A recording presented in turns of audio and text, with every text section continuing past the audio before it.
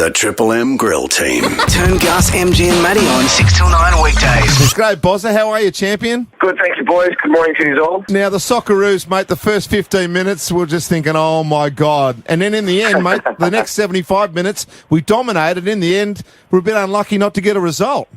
Well, I don't know about unlucky not to get results. I'll say that I don't think we dominated. I think second half we were the better side. I thought after the first 15 minutes, like you said, if anyone had offered us 3-1, I think we would have snapped their hand off.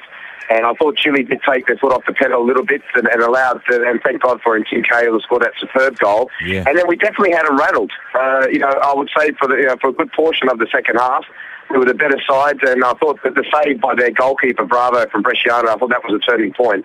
And then they made that substitution. They brought that boy on the left, and they had, obviously, the goal cleared off the line, and then they scored the last goal, which I thought 3-1 flattered Chile. But I've got to say this, I don't think there's too many teams in world football who would have come back like the Australians did. I think it's entrenched in our DNA in all sports, never to surrender. But I really do think that Chile expected us to lay down after going 2-0 down, and to fight back like they did was absolutely superb, and it filled everyone with a lot of encouragement. Yeah, there were some terrific performances. Young Matthew Leckie in particular, who plays in the Bundesliga. He's in the Bundesliga too, come out. He was sensational, Boz. But, you know, a lot of people in Australia are saying, oh, we were so good. But you can't get away from the fact of how bad we were in that first 20 minutes. And, Bozza, I suppose to a certain extent it's a byproduct of taking a young side with not a lot of experience there, in the fact that all these young blokes, their whole life, their lifetime ambition is to play in a World Cup, and suddenly they found themselves there. And it was almost like,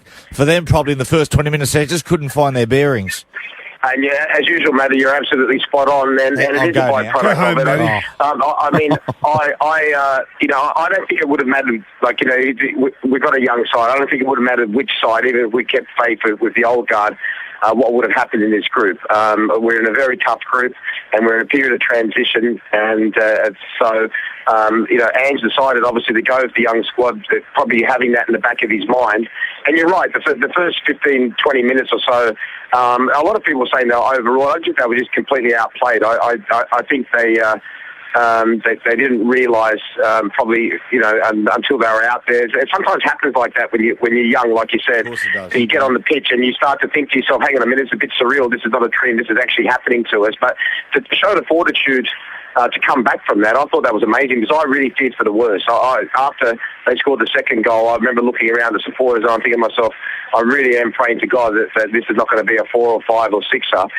To come back like they did, that filled everybody's hearts with encouragement. But I think people also have got to realise in the cold light of day, regardless how well they've done, they did get beaten 3-1. And we've got to play two teams who, in my opinion, are both better than Chile. Yeah, I noticed that Ange Postecoglou said as much as that, Bozza. He said, we were close, we could have won, but we didn't. But the big elephant in the room for mine at the moment, obviously diving will never go away in soccer, is the fact that we don't dive as a nation going to hurt us in the long run. I think it could do. We're here at the World Cup, and unfortunately, or fortunately, whichever way you look at it, different cultures, other people look at diving. We see diving as basically being cheating. Other countries look at it as being smart.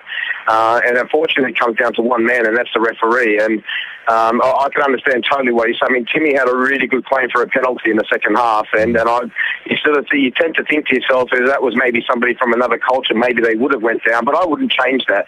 I think a lot of people here recognise how honest and how good the Australian team are in terms of not sort of bending the rules to their advantage, and they gain a lot of respect for that. And I don't think there's no need to sink to those levels anyway.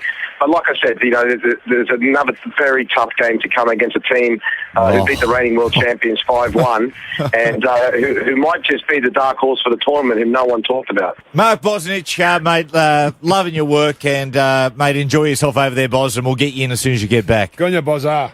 No problem, guys, and all the very best for the New South Wales First Day of Origin. We've arranged for it to be shown here on Wednesday morning before the game, so hopefully we can end that drought. The Grill Team. Gus, MG and Matty Johns. Triple M Breakfast.